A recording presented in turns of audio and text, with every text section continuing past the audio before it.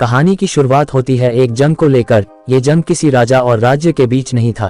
ये जंग था एक बेमतलब बेवजह की। ये जंग था बदले की। ये जंग था आपने वजूद की। तो दोस्तों, कहानी की शुरुआत में हम देखते हैं एक राजा अपने कुछ सिपाही को लेकर किसी के ऊपर हमला करने जा रहे हैं, लेकिन वो किसी पर्वत की तरफ जा रहे हैं। ये लोग पर्वत की तरफ क्यों जा रहे हैं, ये हमें अभी पता चल जाएगा। वो चिल्ला रहे थे, सिपाहियों तैयार रहना, आज हम उसे छोड़ेंगे नहीं। तभी आसमानों में एक अजीब सी क्रिएचर दिखाई देती है। वो लोग उस उड़ने वाला जानवर का पीछा करते करते एक गुफा के अंदर पहुंच जाते हैं। सब लोग अलग थे, क्योंकि एक गलती उन लोगों की मौत का कारण बन सकता है। तभी उन लोगों को एक आवाज सुनाई देता है, एक भयानक आवाज जिसे सुनते ही शरीर तो क्या आत्मा भी कांप उठता है, मानो कोई पिघलती हुई लोहा कान में जबरदस्ती डाल रहा है। और तभी न जाने कहीं से पिघलती हुई ज्वालामुखी की लावा आ जाती है और एक लम्हों में कुछ सैनिक को जलाकर हड्डी तक पिघला देती है। ये देख वो राजा डर जाता है, लेकिन ये तो सिर्फ शुरुआत है। अगले ही पल एक रस्सी जैसा कुछ सारे सैनिकों को एक एक करके मार देता है। ये देख राजा डर के मारे हार मान लेता है और तभी वो राक्षस उसके सामने आता है। फिर हम अगले सीन में देखते हैं एक लड़की लकड़ी काट रही है, साथ में उसकी बहन भी है। दरअसल वो लोग लकड़ी ढूंढ रही है और ये दोनों बहन एक जमींदार के बेटी है, लेकिन अकाल और सर्दी पड़ने की वजह से वो लोग भी मेहनत कर रही है। कुछ देर बाद वो लोग एक कैरीज गाड़ी को देख पाती है और वो लोग सोच में पड़ जाती है कि इस मौसम में कौन यहाँ आ सकता है। कुछ देर बाद वो लोग महल में लौटती है और लकड़ी का बैग रख के अंदर जाती है। महल के अंदर जाते ही बड़ी बहन एलोडी देखती है एक महिला उनके घर आई है। देख के लग रही थी कि वो राजमहल से आई है। वो महिला एलोडी को देखकर सिर्फ एक ही बात बोलती है, हमें पसंद है। और फिर वो उसके पिता बैफोर्ड को एक चिट्ठी देकर चली जाती है। एलोडी को कुछ भी समझ में नहीं आ रही थी। उसके पिता उस चिट्ठी को पढ़कर कहता है, राजकुमार हमारी बेटी से शादी करना चाहता है। लेकिन एलोडी हैरान थी, क्योंकि उसे बिना पूछे ही उसकी शादी तय कर दी।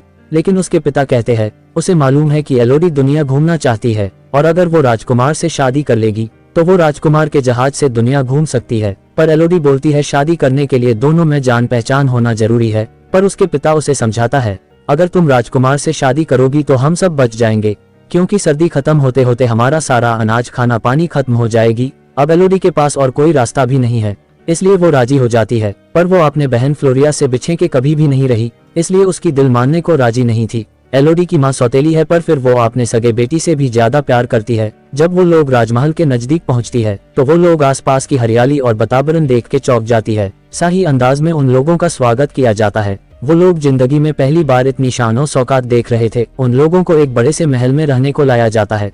वहाँ एक राज कर्मचारी एलोडी को बोलता है, कल सुबह हम आपको राजकुमार से मिलने ले जाएंगे, तब तक आप आराम कीजिए।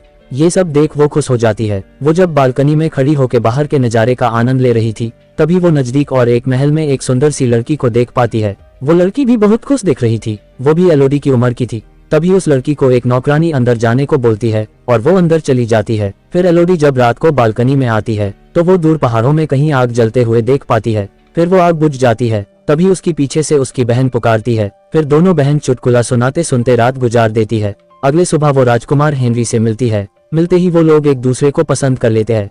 फिर उन दोनों को अकेले छोड़ दिया जाता है ताकि उन लोगों में थोड़ी जान पहचान हो जाए। बैग में वो लोग घूम रहे थे, तब एलोडी राजकुमार से सीधा पूछ लेती है कि वो उसे पसंद करते हैं या नहीं। लेकिन राजकुमार कुछ सोच रहे थे। अब वो क्या सोच रहे थे ये हमें बाद में पता चलेगा। फिर वो दोनों घोड़े की सवारी करते हैं। वो लोग बहुत खुश थे। वो लोग एक दूसरे को कुछ ज्यादा ही पसंद करने लगे थे, लेकिन एलोडी को पता नहीं थी कि उसके साथ आगे क्या क्या होने वाला है। इधर एलोडी की माँ उसके पिता से शादी के बारे में कुछ पूछ रही थी, लेकिन एलोडी की पिता सही जवाब नहीं दे रहा था, इसलिए उसकी माँ को थोड़ा अजीब लगती है। फिर वो महारानी इसाबेल के पास जाती है, पर महारानी बातों बातों में एलोडी की माँ को नीचा दिखाने की कोशिश करती है। यहाँ तक वो साफ साफ कह देती है कि राज परिवार का संबंध सिर्फ एलोडी से है, उसके माता पिता से नहीं। इसलिए वो लोग शादी होने तक तो इस महल में रह सकते हैं, पर शादी हो जाने के बाद उन लोगों को यहाँ से जाना पड़ेगा। और वो लोग यहाँ तक पहुँच पाए हैं सिर्फ शादी की वजह से। ये सुनकर एलोडी की माँ रोते रोते आती है और बोलती है ये शादी एक समझौता है, ये शादी न हो तो ही अच्छा हो। उसकी कहने की मतलब थी कि ये लोग अच्छे नहीं हैं। अगर ये लोग अभी से ऐसे बर्ताव करेंगे तो शादी के बाद न जाने क्या क्या करेंगे। पर तभी एलोडी की पिता वहाँ आ जाता है और इस बारे में बातें करने को मना कर देता है। अगले दिन एलोडी को अच्छे से सजाया जाता है।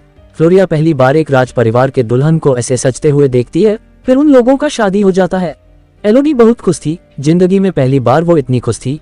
फिर एलोडी सबको अलविदा कहती है, खासकर अपनी बहन को, क्योंकि वो फ्लोरिया से बहुत प्यार करती है। फिर वो एक सोने की रथ में चढ़ जाती है। जाते जाते एलोडी राजकुमार से पूछती है कि वो उसे कहाँ ले जा रहे हैं।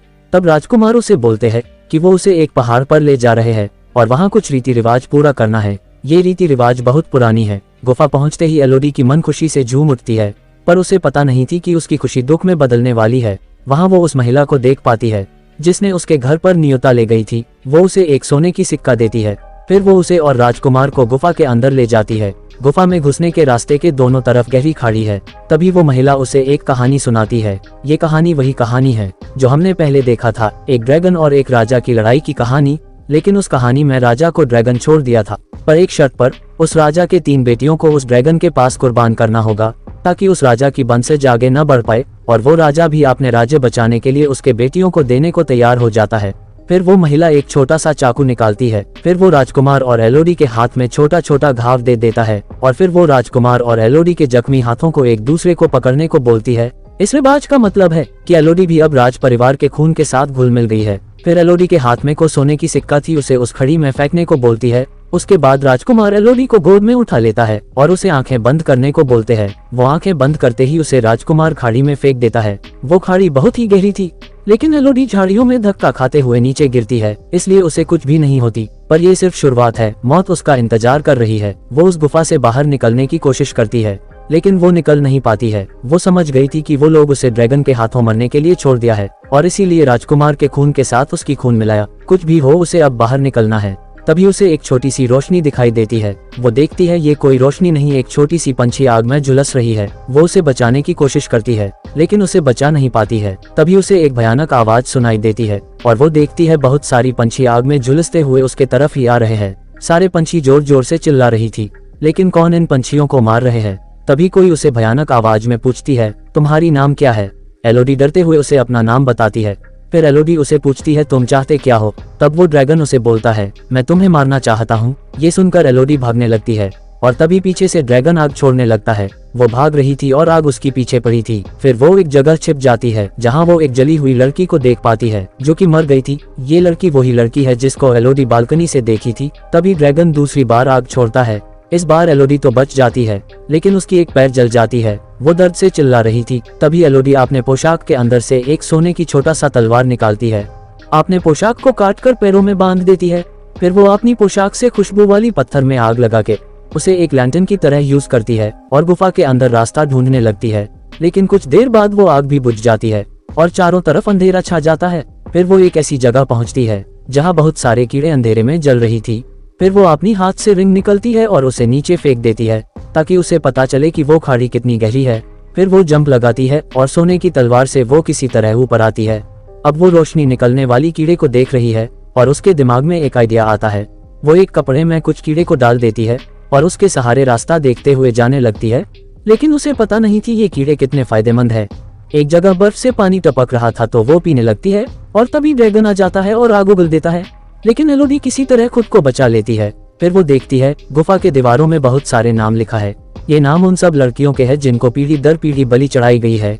ये राज परिवार अपने आप को बचाने के लिए ड्रैगन को धोखा दिया है। रात को जब सो रही थी तब वो लड़कियों को अपने कल्पना में देख पाती है।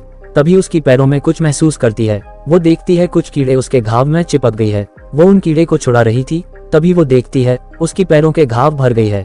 इन कीड़ों की खूबी है कि ये कीड़ा किसी भी घाव को भर सकती है। फिर वो उन मरे हुए लड़कियों की बनाया हुआ नक्शा देख पाती है और वो देखते ही उस नक्शा को समझ जाती है। फिर वो वहाँ से निकलने की रास्ता ढूंढने लगती है। अब उसे एक सुरीली गुफा पार करना है। उसे मिलेगा एक नुकीला हीरे की गुफा जहाँ सिर्फ हीरा ही हीरा है। अगर वो उस हीरे की गुफा को पार कर पाया तो वो वहाँ से जिंदा निकल सकता है। जब वो हीरे की गुफा तक पहुँचती है तो उसे बाहर निकलने की रास्ता मिल जाती है, लेकिन वहाँ निकलने के लिए उसे उस नुकीला हीरे के दीवार पर चढ़ना होगा। तभी उसे विक्टोरिया नाम की किसी लड़की की मुकुट मिल जाती है और वो उस सोने की मुकुट के जरिए दीवार चढ़ने लगती है। ये बहुत ही मुश्किल है, थोड़ी सी भूल हुई तो वो नीचे गिर के मर जाएगी। पर वो किसी तरह ऊपर पहुंच जाती है, लेकिन ऊपर आते ही वो निराश हो जाती है क्योंकि उस रास्ते से निकलना मतलब मौत को गले लगाना। उस पहाड़ के ऊंचाई से वो कूद नहीं पाएगी। तभी कुछ लोगों को पहाड़ के नीचे आते हुए देख पाती है। ये देख वो उन लोगों को जोर जोर से पुकारने लगती है, लेकिन वो इतनी ऊंचाई पर है कि उसे कोई सुन नहीं पाएगा। तभी वो ड्रैगन आ जाता है। वो ड्रैगन एलोडी को मारने ही वाला था कि तभी कोई एलोडी के नाम से पुकारता है।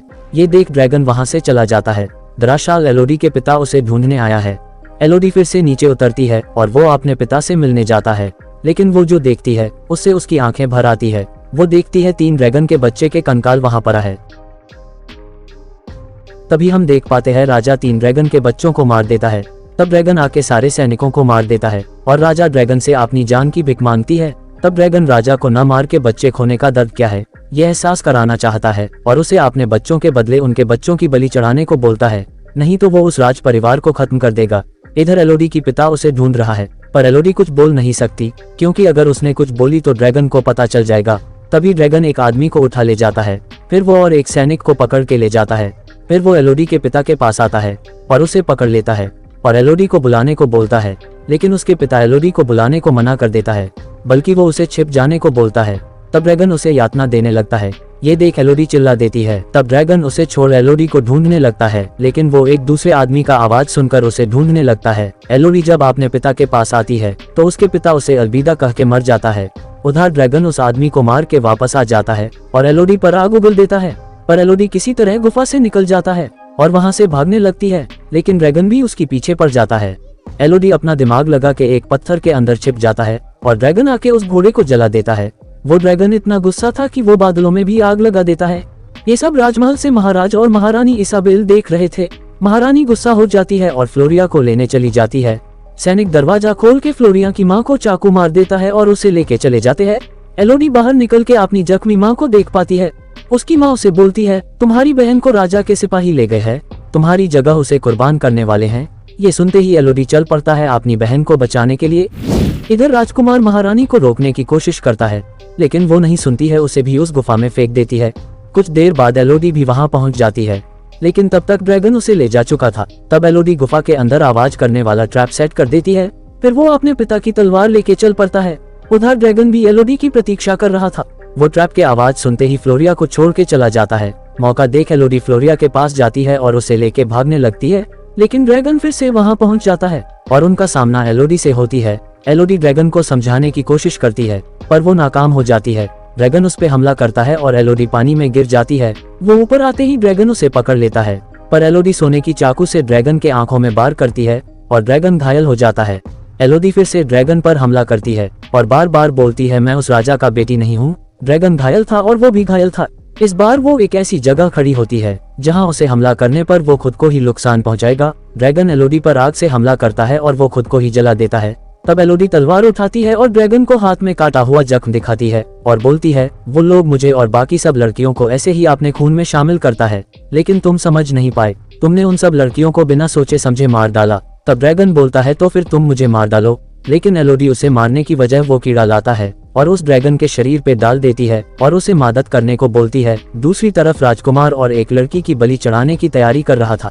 तभी वहां एलोडी पहुंच जाती है। फिर वो उस लड़की के पास आती है जिसकी शादी होने वाली है। महारानी इसाबेल उसे रोकने आती है, लेकिन एलोडी बिना कुछ सुने उस लड़की को परिवार के साथ वहां से भाग जाने को बोलती है। फिर वो बोलती है, अगर किसी को अपनी जान प्यारी है तो वो यहाँ से जल्दी भाग जाओ, नहीं तो तुम सब मारे जाओगे। ये सुनकर महारानी उसे बोलती है, अगर तुम नहीं भागोगे तो तुम मर जाओगे। तब एलोडी बोलती है, चलो देखते हैं किसकी मौत कहाँ लिखा है।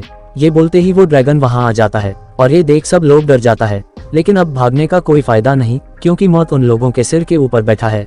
एलोडी के निकलते ही वो ड्रैगन सबको जला के मार देता है। कुछ ही लम्हों में पूरी राज परिवार के साथ पूरा महल तबाह हो जाता है। उसके बाद हम देखते हैं एलोडी अपनी बहन और अपनी माँ को राजकार्य छोड़ के दुनिया देखने निकल जाता है और साथ में वो ड्रैगन भी था। अब वो लोग दोस्त बन गए हैं। तो दोस्तों, वीडियो अच्छा लगे तो लाइक कर दीजिए और चैनल में नए हो तो प्लीज चैनल को सब्सक्राइब कर दीजिए। तो मिलते हैं नेक्स्ट वीडियो में।